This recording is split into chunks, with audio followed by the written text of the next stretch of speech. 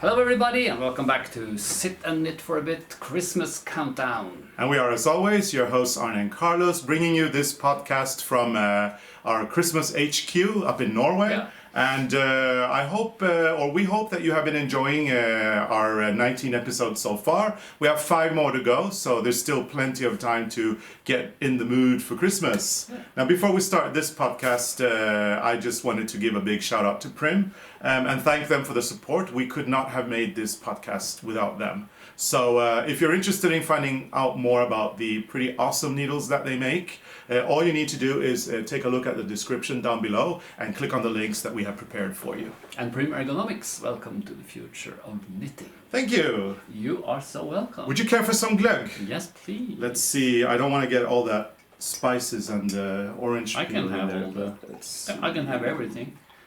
No, it's better with just the liquid, I think. Hope you like it. It smells good. It smells like Christmas, doesn't it? What did you put in this one? This is good. Yeah. Yeah, I prepared this just before we sat down. It's like a 15-minute thing, and it's a traditional hot drink from Norway. But I've done it a little bit modern because this is what I call a white glug. So it's light in color, and this is actually made with. It can be made with apple juice or white wine, and then you add spices. So I've added cinnamon. I've added cloves. I've chopped some ginger or sliced some ginger and added that as well. Some honey and the peel of the orange. And then I've let this simmer for about 10 minutes. I've done a non-alcoholic one today, but you could also do it alcoholic by adding some wine, some white wine, which is also very delicious. Yeah, and you know I taught you a few things about the glug, right? I mean, especially, if you... Yeah, it's like don't boil it with the alcohol. Well, no. That's one of them. No, that's not what I meant. No, I was thinking about the lemon peel. Oh yeah, you shouldn't. When you peel the lemon, you should be careful not coming down to that white skin. That Exactly, is yeah. under the yellow, because then it gets bitter. Yeah, and it's the same with the orange. Just make sure that you don't get the white skin because it's bitter. But Arne is correct.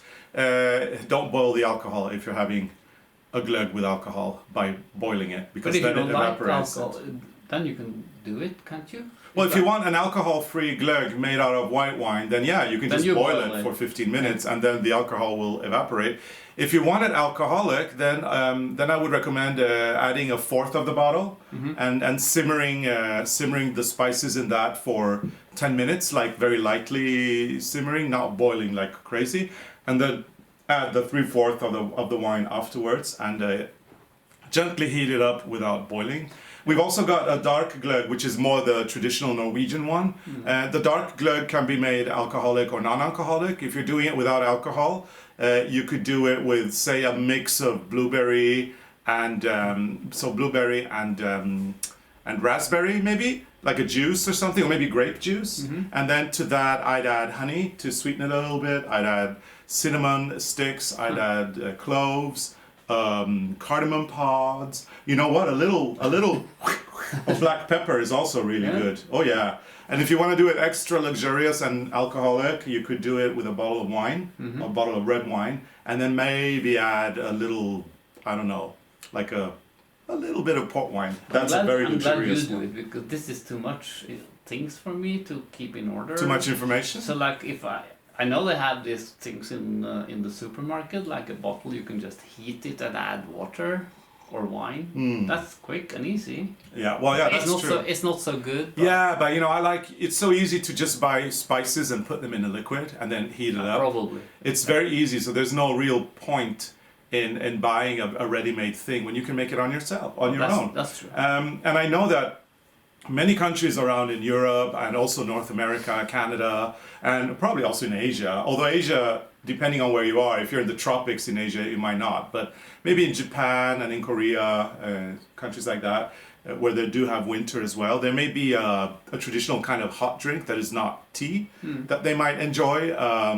And for Christmas, especially in Europe and in America, in North America, maybe even South America, we have these hot drinks, and they're made differently in different countries. But it's really good, like if you've been out skiing. Yeah. And when you come home and you sit down in front of the fireplace and you have the glug. Yeah. That's Christmas. Yeah, that's very Christmas, and especially for Advent. Yeah. And also the smell is really nice. So what I was curious about was other countries around in Europe and North America, and maybe even Asia, Japan, South Korea, South America, wherever, or Australia. Do you have a tradition for a Christmas hot drink? And if yes, what do you drink? Is it like a hot toddy or a hot chocolate with some cognac in it, maybe? I know the Germans have a glue wine. What's that? Glue wine. Glue. I think it's spelled Gluch, like Glüchli or something. Oh. Glue wine. I think that it's similar to ours, probably. Probably. I don't know. So tell us what your wine is or your hot drinks are made of, and if you want to put down the recipes as well. I might actually make some for between Christmas and New Year. When we go out skiing, we may enjoy some hot drinks from other cultures. We know how to make it cozy. Yeah, absolutely. That's one of the koselig is one of the biggest and most important words in Norway. A lot of the international folks will know it as hygge, which is the Danish version of koselig, and the Swedish one is mysig. So, and all these three words mean exactly what we're doing today on the 4th of Advent. And what is it we're doing here? Koselig. We're having a koselig time. We're lighting candles everywhere, and we're drinking hot drinks. We've got a fire going in the fireplace, and it is just a magical atmosphere here. And we had to light more candles because it's the 4th of Advent, so we put down 2 candle holders more. Yeah. And we also have that one. And I think I have to say, like, if people are worried about Helmer and his tail, we actually take that up and put it higher. Yeah. When we don't have the camera on, but we put it down there just to make this nice. Yeah, we wanted it to show. We wanted our Advent candle holder to show, and this was the only way we could put it, because if we put it on this table, then we kind of end up behind it, so it's better there. But we would never have it there normally, and we try to control Helmer. And today he is quiet. Yeah. He's been out walking, so maybe he's a little bit tired. I don't know. He read the news. Yeah, the newspaper in the morning and then in the afternoon.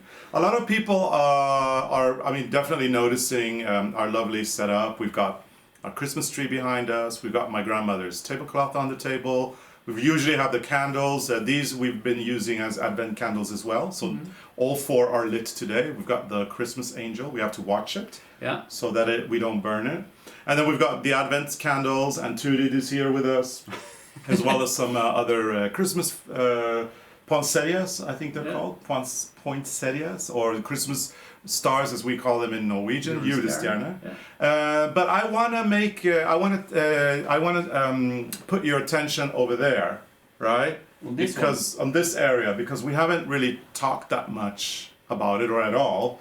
And today we are on the 20th of Advent, so we may need to mention a few things. The 4th of Advent. Sorry, we're on the 4th of Advent, 20th of December. Yeah. 20th of December.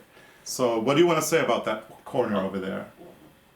You want to talk about the candle holders first? Because I think we have some nice candle holders. We do, yes. The big ones are from Italy, and then we have 2 small ones from India. Yes. They're really nice. We also have to be careful with the small ones because they are so easy to tip. Helmer to tip. The large candle holders that you have been seeing throughout the series, they are Italian. They are from the early 19th century. They are from around 1810. And from a church, I think. They're from a church in Naples, and we bought them about 10 years ago when we were on holidays in the Amalfi Coast in Italy. That was a horrible story. You remember? Yes. Because we didn't know that. Actually, we were wrapping them in bubble wrap, and we put on carton, and then. Yeah, we put them in a box. They lost our luggage, and that hardly never have happened. Yeah, so we had we wrapped them in bubble wrap. And put them in a box and checked them in as luggage. Stupid us. Yeah, and then they lost their luggage, and then they came like many days. 3 or 4 days later. Yeah. And then one of the legs were broken, so we had to glue it. And then when we got them, we figured out you could actually. Open them in the middle. Open them and split them in 2. And then they would have been in a suitcase, and they would have come home safe. Yeah, we could have had them. So sad when we had to repair them. Yeah, we could have had them in the suitcase with clothes all around them. And then we have put up the Christmas stockings, and I can guess that you can see which one is Freya's. Well, It's a reindeer, isn't it? It's a reindeer, but she doesn't make any difference. No, or she's not. Yeah, irritable. exactly. She still barks at the at the stocking If she sees it. something, she barks at it. Yeah, when she sees the reindeer in the stocking, she barks at it, and we say moose, moose, Moose, moose, and she barks even more. Yeah. So we know that for a fact she doesn't know the difference. And today we put her in another room because Helmer gets so what do you call that? Misunnelig? Yeah, envious and jealous. And jealous. Yeah. So anyway, the reindeer stocking is Freya's, and then we've got the one that actually we have on our web shop called the julehusu. Yeah. And julehusu is my stocking, and then you can see a little stocking with a beetle and a Christmas tree on the roof, on the ceiling, or on the top of the car, and that is Arne's stocking. Yeah. And now people are probably wondering, what about Helmer? Well, and they know that Helmer is a long-term guest. We have one for Helmer, that's this one, but this is so big. Yeah. But he wants big bones. Or stuff. So this one is for Helmer. Yeah. But we haven't put it up yet because it's so much bigger. Yeah, so we're gonna hang up Helmer's stocking, I guess, on Little Christmas Eve, which is what we call the day before Christmas. Yeah, I think we will. So because on Little Christmas Eve, after we finish our podcast, we're gonna decorate the tree, and then we might just add Helmer's stocking then, maybe if you're in the mood. I'm always in the mood for decorations. Good. So Advent, Arne, is all about lights. Yeah. And today we've got all our candles lit, and there's a very cozy and lovely environment here. It's very warm, actually. It's very cool. Because the fireplace is also burning. Yeah. So, Care for some more glug? Yeah. So, should we talk about the ball? Oh yeah, here we are. Ball. Here we are having such a cozy little moment, such a cozy moment. When you drink this, you kind of get so relaxed. Is that because of all the things you put in it? Well, I put apple juice in it. There's no... No, I don't feel like, a party. No, it's more like you get... Yeah. So maybe it's the spices. The spices I guess. maybe make you calm. Yeah, the ginger maybe. The ginger. Mm. Yeah. I think we have like a tea for evening tea with ginger. Yeah, we do. Yeah, I think so. I think that makes you sleepy. Yeah. Well, are you getting sleepy? Yeah, a little bit. Oh, okay.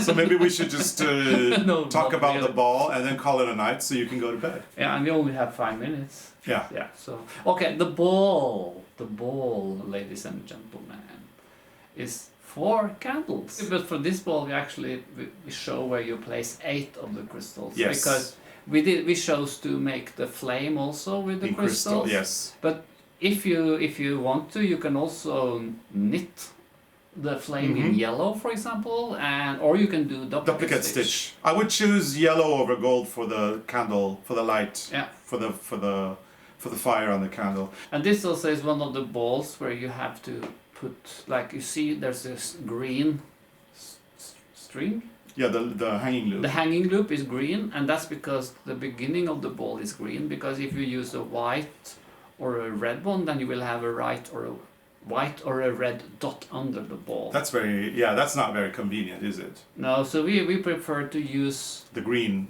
The color we start with is always the same color as the hanging loop. So there is absolutely a system for the hanging loop.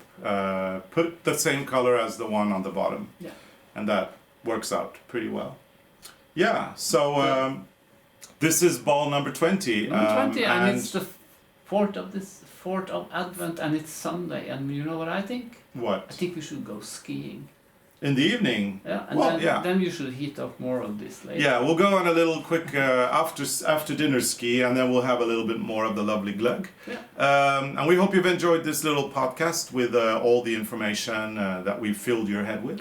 And now you know what glug is, and now you know about our candle holders, and also about the crystals. Yeah. And if you've been following and knitting along with us, the Advent calendar balls, you know already that if you post your images of the balls on Instagram and hashtag ARNE CARLOS or hashtag sit and knit for a bit, preferably hashtag both, Arne is going to select his favorite photo, I'm going to select my favorite photo, and we are going to give out 2 prizes, which is this lovely tote bag full of fun things like our idea book, hand signed by us, and a whole bunch of Prym needles. So you really want to start tagging those balls and making sure that that you're in the competition so that you can get to win this prize. And this is gift for January. You said that. Yeah, we're gonna pick the winners in January and announce them in January, and then send them their gifts, so that it's like a New Year's greeting from us, a little New Year's gift.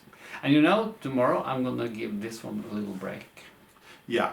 The candles are burning so quick. Yeah, they do. And we tend to do more than 5 minutes. Yeah. And sometimes we forget to keep an eye on it. Mm-hmm. So tomorrow, this will have a break. Yeah. So how about some formalities, Arne? The formalities is like, if you like the videos, put your thumbs up, and please remember to subscribe, because then you won't miss it. No, because that's fun. And then you can put on your notification, because that's what you get if you put on your notification. Notifications bell. Yeah. Absolutely. And you can also be on the mailing list, because then you will get news before other people. Yeah. And tomorrow... this is so nice. You know what this reminds me about? Going on the horse sledge. On the Conifart. Yeah, it does. We may have to do an episode on that, but tomorrow is all about food. It's food, because it's a special day tomorrow. Yeah, so we can't wait for tomorrow's episode, and I hope you can't wait either. So see you tomorrow. Thank you so much for watching, and we'll see you again tomorrow. Bye. Bye.